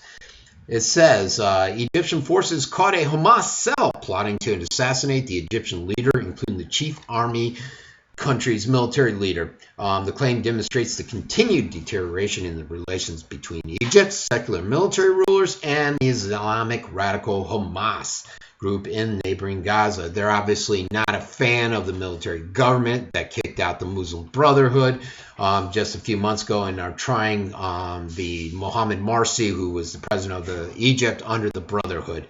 Hamas this week called the Egyptians' move to shut down Gaza crossing a crime against humanity. Egypt said they closed the pathway due to terrorists that are sneaking over. WND reported thousands of foreign jihadists were attempting to infiltrate Egypt, stoking fears of a coming destabilization campaign akin to Syria. And that's basically what's happening in Syria. Most of those people that are over there are not Syrians. They're just other people from the Middle East, Al-Qaeda, and other extremist groups that are trying to just destabilize that whole area. And they're getting funding from who? That's right, the United States. Isn't that great? All right, the next thing we're going into is major media. The press secretary had this was funny. The White House press secretary gets his questions from reporters before press briefings. Let me talk about it as I pull it up. Let's see. I always wondered how come Jay Carney could talk so eloquently about stuff just from off the cuff. You know, because I do this live show, I don't have any script or anything, and sometimes it's pretty hard. It's not like when I was showing Rand Paul earlier, he had a script up there he could follow. I don't really have that, and it's very tough to just be able to address questions out there in a manner of which he normally does. So let's listen to this. Oh, it's no longer available. That's great. Okay. Somebody took it down, probably YouTube, which they do it from time to time.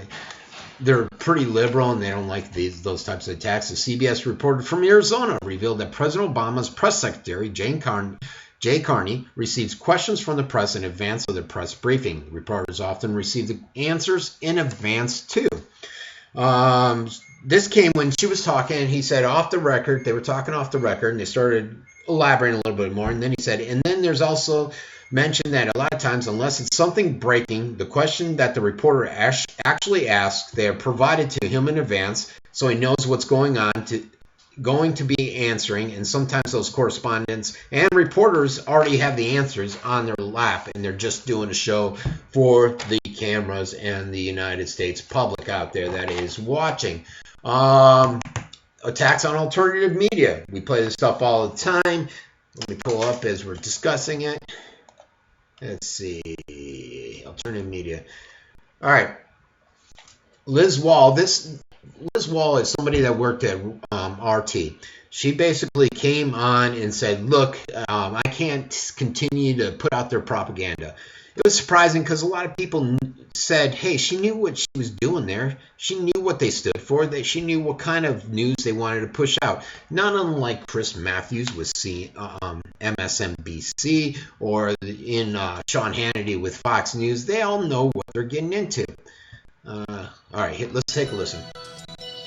24/7, your source for global news. It's RT International live from Moscow. From me, Rory Souchet, and the entire RT News team.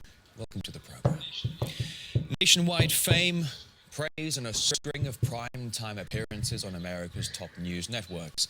The on-air resignation of an RT America anchor in protest at the channel's coverage of Crimea quickly made her a mainstream media darling. What looked to many like a brave and principled protest move may have been a carefully planned ambush, as RT's Sam Sachs now investigates. RT has been in the spotlight recently since an anchor resigned 2 weeks ago here at the network. And a new article published in Truth Dig this week by reporters Rania Kalik and Max Blumenthal reveal a group of neoconservative organizations that took a particular interest in that former anchor's on-air announcement. Enter the Foreign Policy Initiative, a think tank founded in 2009. As the organization notes in its mission statement, the United States and its democratic allies face many foreign policy challenges. They come from rising and resurgent powers, including China and Russia. Now here's a question. Why was the Foreign Policy Initiative's official Twitter account predicting that a former RT anchor was about to resign on air minutes before she actually did? There's the tweet right there. You can read it for yourself. No one at the initiative has cared to answer that question. But someone who might know is this guy, Jamie Kirchick, who just so happens to work at the Foreign Policy Initiative, and just like the initiative, he's obsessed with Russia, particularly this network, RT. He also secured the first interview with the former RT anchor just an hour after she resigned. Check out his bio over at the Daily Beast, where he writes, notice he's done no reporting on anything else other than RT recently. He even stopped by the RT offices here in Washington, D.C. last week to say hello to everyone. So, hello, Jamie. Kirchick, who's criticized RT as a state-funded media outlet, previously worked at state-funded media outlets like Radio Free Europe, Radio Liberty, which receives its funding from the U.S. Congress and beams pro-American messages to Eastern Europe, places like Ukraine. Kirchick's colleague at the Daily Beast, Eli Lake, has also devoted a lot of ink to fear-mongering about Russia and criticizing this network. So too has BuzzFeed reporter Rosie Gray. Both have taken particular interest in the on-air resignation of the former RT anchor, as well as writing several stories about it, and both have been connected to this guy. This is Michael Goldfarb, who founded the ultra-conservative Washington Free Beacon newspaper and was formerly a PR lobbyist for the nation of Georgia during its war with Russia. As the Truth Dig article alleges, Goldfarb fed Georgian PR to Eli Lake, now a national security correspondent at the Daily Beast, and Rosie Gray, the BuzzFeed reporter who produced the recent expose on RT. Now, looking at all of this, media critic Danny Schechter thinks this battle being waged against RT is a proxy battle for neocons who are pushing a certain form. All right, so, it's always amazing because you you hear a lot about liberal organizations that are attacking the alternative media, but now you got the neocons out there that are attacking the alternative media too. RT is, believe it or not, an alternative media site, even though they come off as a more professional major media source for a foreign country. And you see that a lot where major media tries to discredit alternative media. I see it a lot at the local level here, where I remember got a meeting tonight that I'm going to, and the individual, Adam, was saying, hey, we attribute this all to the Venice Scoop, Frank Abbruzzino, blah, blah, blah. The major media individual he was talking to and that was interviewing him rolled his eyes as though he was annoyed over the fact that the Scoop was in there with the information. And I can tell you that a lot of the information I get is pretty damn accurate. But, again, they frown upon you because you're alternative media and you're not major media, which means it's not for real. Okay, as usual, I'm running out of time. I really need to consider going to 3 hours soon. Next thing, Second Amendment. So I'm going to be jumping all around like I usually do about this time of the show. Second Amendment advocates fear UN could ban gun websites. This is from what I said about 2 days ago, where the United States has given up their control of the internet. And let me pull up this. We'll pull up the site as I'm talking. Let's see right here. All right. And they said their fear is that the United Nations could ban gun websites. The announcement that the control over key aspects. Everybody, Dave Acton checking in from the People's Republic of FEMA Region Number 9. Well, the word on the street is, in the internet communities, the blogging communities out of Silicon Valley, that the United Nations takeover, we're not asking you, we're telling you to take over the addressing, naming, and numbering system for the internet. It's going to be complete 2015, so the U.S. has no more control of it. What's that mean? Oh, things like the First Amendment aren't going to be applicable anymore. That's out the window. What? Yeah, we're going under United Nations global governance now. So ICANN, the naming and numbering master control center to get you to the domain that you want to watch, that's all going to be under United Nations control. So the significance of this is, as you know, the UN protocols call for the elimination of handguns and rifles and shotguns because, quote unquote, they're weapons of mass destruction.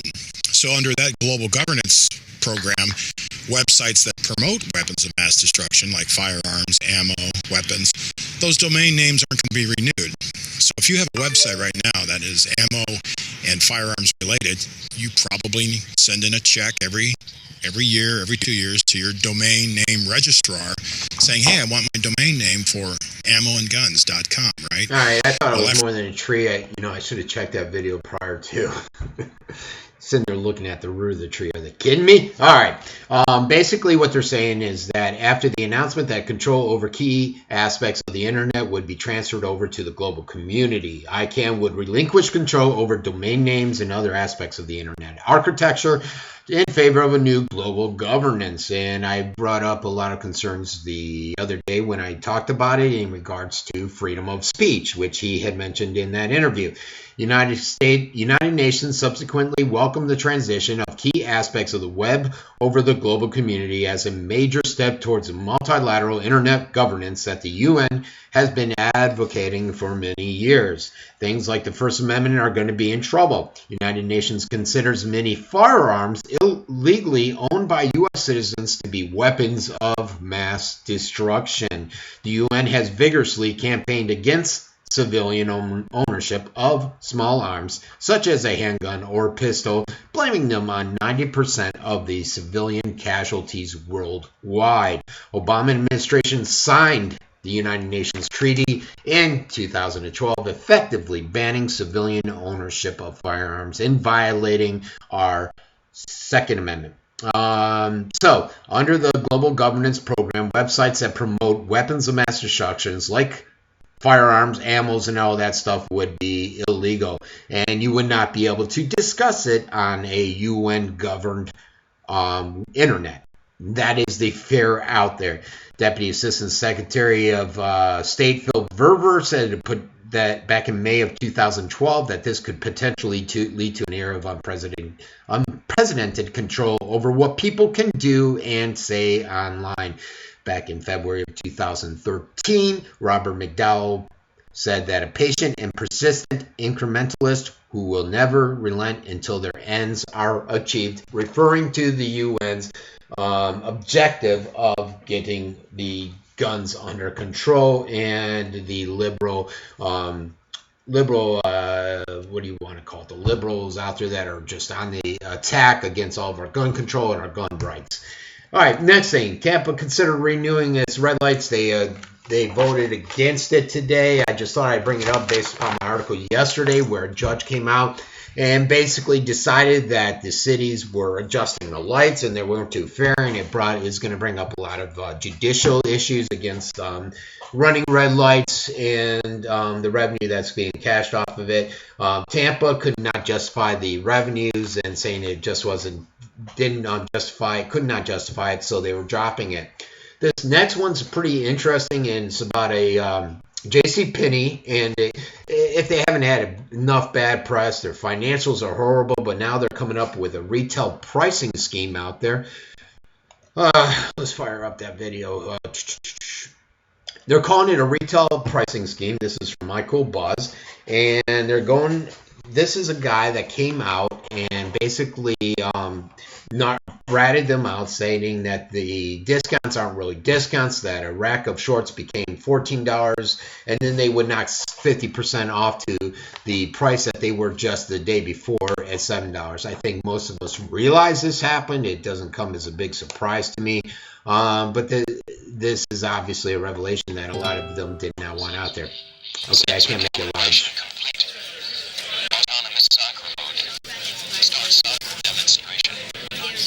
Wait, this isn't it. That's about the robots. Alrighty, let me see. Where is it at? Okay, I hit the wrong one. Let me do this again, folks. Sorry about that. I'm like, what is this robot doing on here?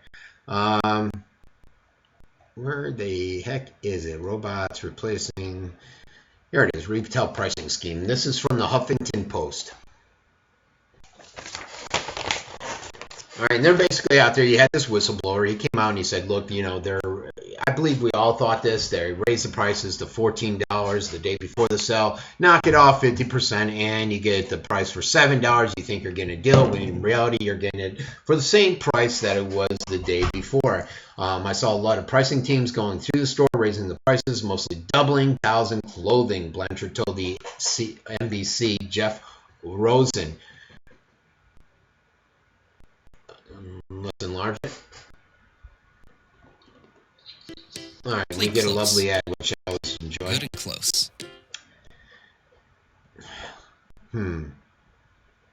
Technology's not my favorite today, is it, folks? Okay, there we go. Let's see. Honestly, Blatcher told today, I don't think pennies will survive if they keep doing this type of stuff. He filed for unemployment benefits from JCPenney, who is contesting his unemployment claim. They said the fight between Blatcher and JCPenney relies on open retail secret. Discount sales prices and big promotions are largely a game of smoke and mirrors. I can't get that to expand. All right. That's a beautiful dog. Okay, here we go.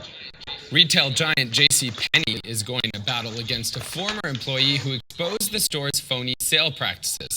Bob Blatchford spoke to the Today Show's Jeff Rawson last summer, telling him the store would often double the price of items before putting them on sale.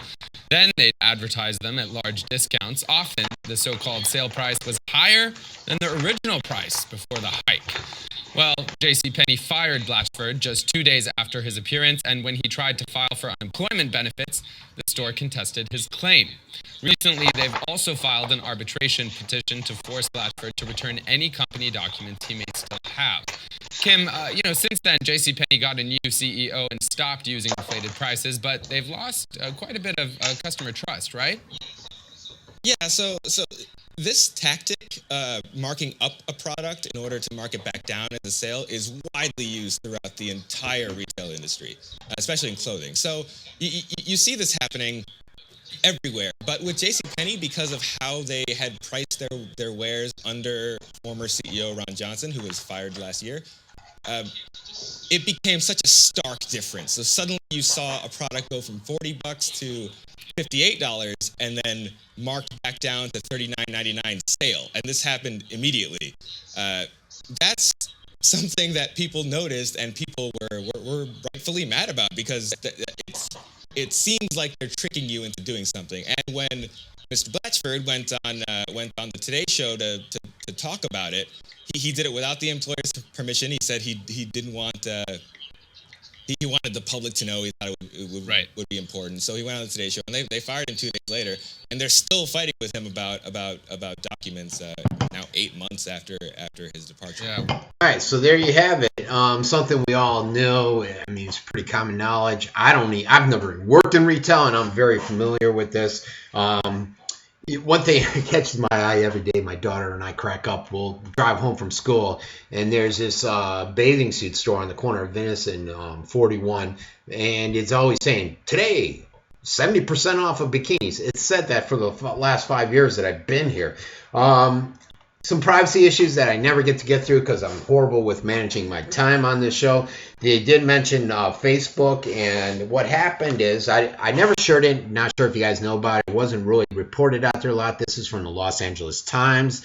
The National Security Agency has reportedly used automatic systems to infect users' computers with a malware since 2010, according to reports. Facebook would somehow...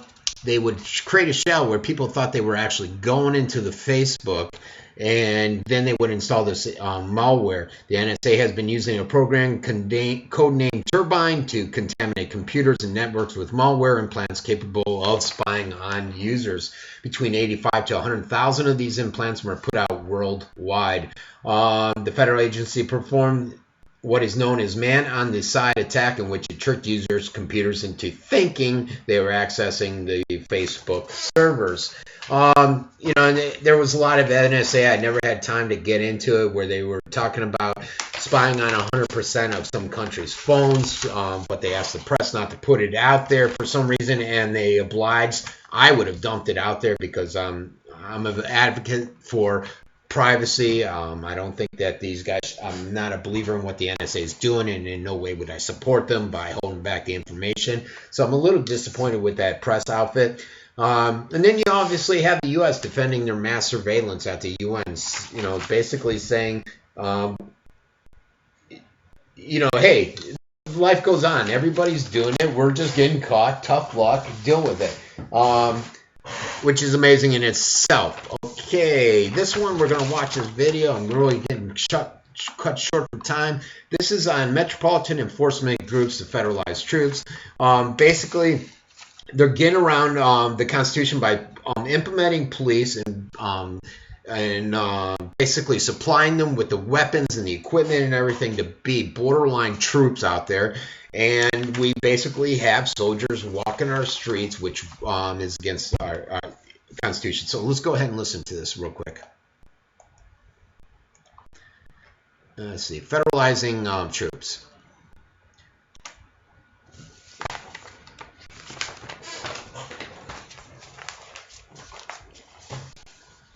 And as usual, it's not coming up. So, are we just paranoid, or is the government actually federalizing police in order to form a standing army, which in today's standards of law isn't entirely far-fetched?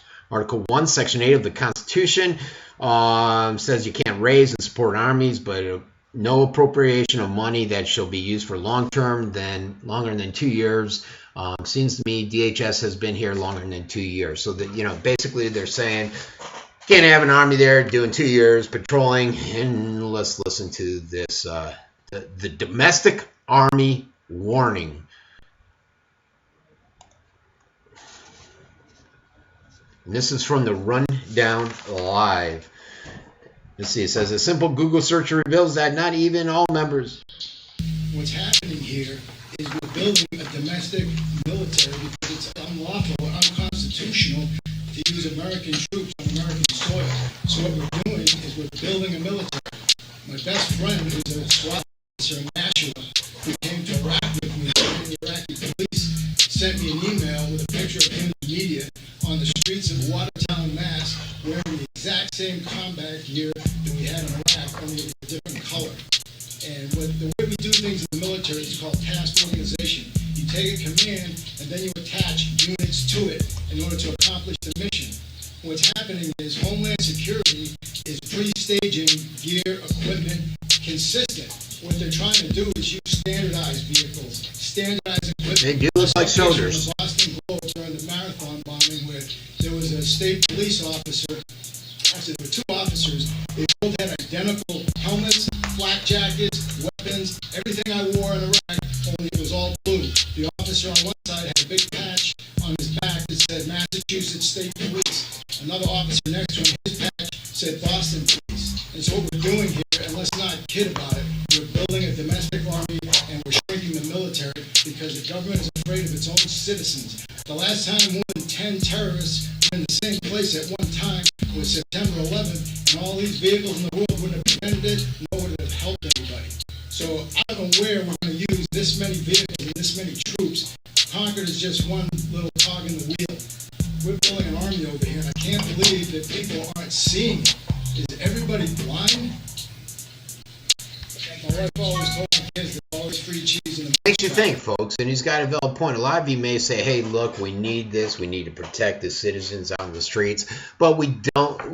For years, decades, we've been fine with a military police force out there with their gun, their walkie-talkie. We don't need a police force that dresses and is applied like a military soldier in Iraq. We just don't need it. And they're skirting around the Constitution by doing this. And we should all be gravely concerned, especially with their actions. If you look at the Boston bombing, a lot of people's constitutional rights were violated when the people just went into their houses, kicked them out, imposed... well, we're not going to get into that now. I don't have enough time to ramble on about that. So... that's it. Like I said, we're taking sponsors. Abbruzzino@yahoo.com. I wish the phone would ring a lot more. I've gotten calls, not that many calls lately. So hopefully once that gets going, we can start some debate, some conversation on the different issues. And then I'll extend to 3 hours. With the sponsors, all that money's going back into marketing. I'm not keeping any of it because basically all the cost is up front already been taken care of. And then I'm just not paying myself. So it would behoove you because we're just going to market, which is going to be good for the companies. That's it. This has been another worldwide broadcast of the TVSN network, Minor Threat Production. This is Francesco Abbruzzino. Hopefully you were educated, inspired, and you're going to go out there and make some changes. Everybody have a great night.